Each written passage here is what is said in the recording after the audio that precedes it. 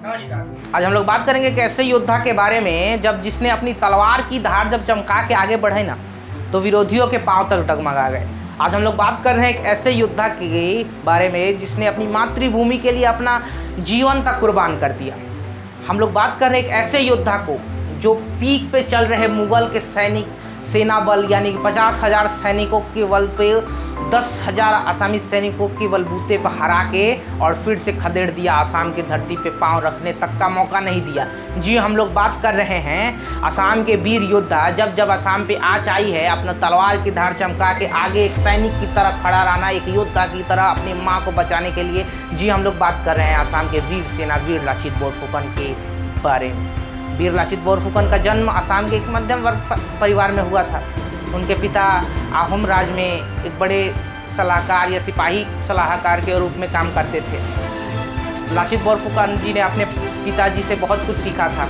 उसके बाद उनकी कार्यकाल की जब शुरुआत हुई उसी समय औरंगजेब की मुगल सेना आसाम की तरफ आक्रमण करने के लिए आहोम राज में जब उनका स्वागत किया तो तलवार की एक जो होती है ना तलवार उनको हाथ में थमा के और आगे भेज दिया कि जाओ मुगल सैनिक बढ़ रहे हैं आसाम की तरफ। उन्होंने ये कभी नहीं पूछा कि मुगल सैनिक कितने आ रहे हैं। उन्होंने ये पूछा कि मुगल सैनिक से बस हमारे मातृभूमि को बचाना है। उनके दिमाग में एक यही सवाल था, मातृभूमि को बचाना है। जी हाँ, जब वो निकले तलवार चमका के युद्ध की ओर तब 10,000 आसामी सैनिकों के बलबूते पर वो आगे बढ़े थे और उस समय औरंगजेब की 50,000 की सेना आगे बढ़ी। जी हाँ, लाचित बोरफुकन ने उस युद्ध को जीता भी और मुगलों को आसाम के बाहर खदेड़ दिया।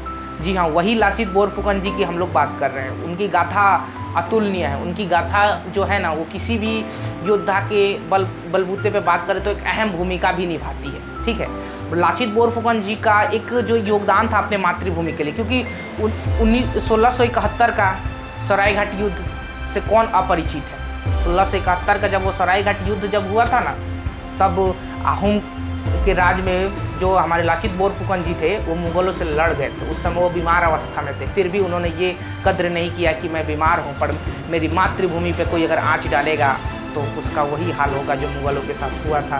वीर लाचित बोरफुकन ने जो हाल उनका किया था, उनकी जो गाथा है वो कहीं किताबों में अभी खो सी गई है। पर जी हाँ, हम लोग उनकी गाथा को फिर से अमर उजाला बनाएंगे। हम लोग उनकी गाथा की बात करेंगे। जी हाँ, हम लोग वीर लाचित बोरफुकन जी के बारे में बात करेंगे। उनकी गाथा जो थी, उनकी कहानियाँ कोई मतलब ये छोटी मोटी ये कहानियाँ नहीं है। उनकी कहानी प्रेरणादायक है। चाहे बड़े बड़े फौज से लेके या अकेला युद्ध एक युद्ध लड़ने का योद्धा की जब ज़रूरत पड़ेगी तब वीर लाचित बोरफुकन का नाम लिया जाएगा। आसाम के अगर बात करें आर्मी में जब किसी अवार्ड को दिया जाता है तो उसमें भी एक सर्वश्रेष्ठ अवार्ड आता है वीर लाचित बोरफुकन पुरस्कार, जिसमें उस योद्धा को दिया जाता है जो अपने मातृभूमि के लिए लड़ गया हो, किसी की चिंता ना करते बजाय अपनी बस मातृभूमि की चिंता की।